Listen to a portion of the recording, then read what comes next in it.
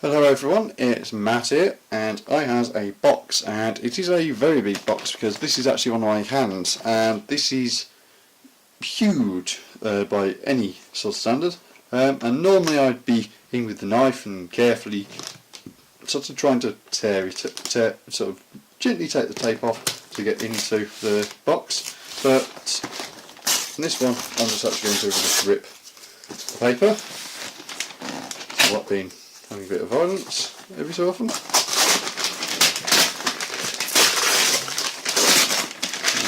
theoretically, it will just mean I can just sort of, if I can tear enough off to relieve the stress on all the sort of friction, theoretically I can just sort of do this, which has actually worked as I anticipated. So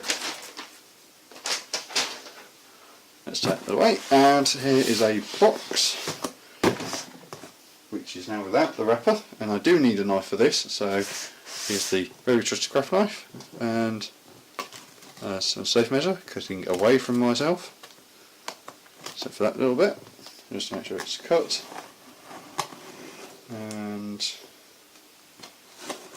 cut there, and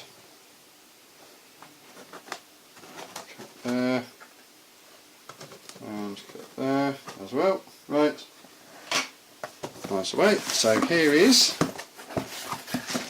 the insides, and some bubble wrap, and we come to an instruction sheet. So here we have there's 3 instruction sheets. Yeah, all the different things. Cool. So we have the instruction sheets for set 455, 4549 and 4552, which is a bit of a hint as to what's in here. And we have parts, glorious parts, and glorious figures too. So the instructions that you've seen here are actually pretty much what's actually in the box as well. So this is one that's not in the box, but not in the instructions, but is in the box, and it's 4543. So this is the railroad tractor flatbed. We also have this one, which is the cargo crane, which is this one here, 4552. We also have in here, very heavy. This is sets this one here, 4549, which is the container double stack. So there's the picture, and there's all the parts. And we have finally 2 final bags, which are set number 4555, which is this one here. And we also have 2 base plates for the sets as well. And that is the entirety of the box. So just 4 sets are in here.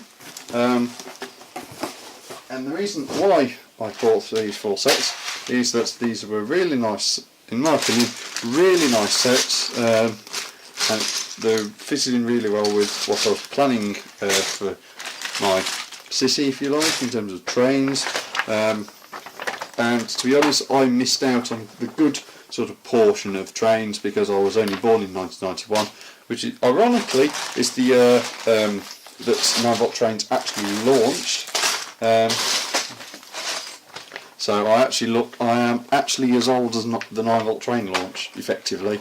So anyway, these sets were sort of ones which would fit into essentially modern trains, really, because they're not 9-volt powered by any means. They do feature some older parts which may not necessarily be available now, such as the finger hinges on the crane, for example, and a few other bits and pieces, but they're still really nice sets that fit into any sort of modern city, with the exception of the fact that the vehicle is 4 wide in the container thing and in 4549, but they all sort of kind of blend in together because you do get sort of different sizes of road vehicle as you do different sizes of crane, different sizes of container wagon, etc, etc.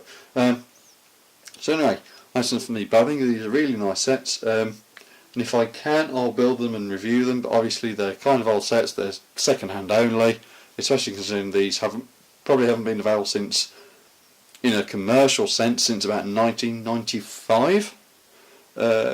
Probably, well, actually, there might be a bit later than that, so it's probably 1996, 97, say, when you really would not be able to get any of these in the shop. So these are really nice sets that I've been able to get for a very good price, surprisingly enough. There's one person on Bricklink who is, I think, trying to get out of the Lego hobby. So these 4 sets were 4 out of about 6 or 7 on the wish list to get. So I snapped them up pretty good.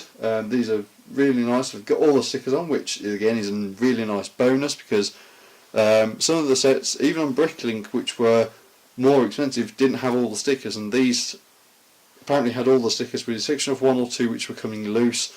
But to be honest, if they're coming loose, they're possibly repairable, so I could apply a little tiny bit of adhesive and glue them back on properly, such as using a bit of like PVA or something like that, or natural harder glue. But anyway, these are a fantastic haul in my opinion. But anyway, that's enough of me blabbing. I'll see you in the next video.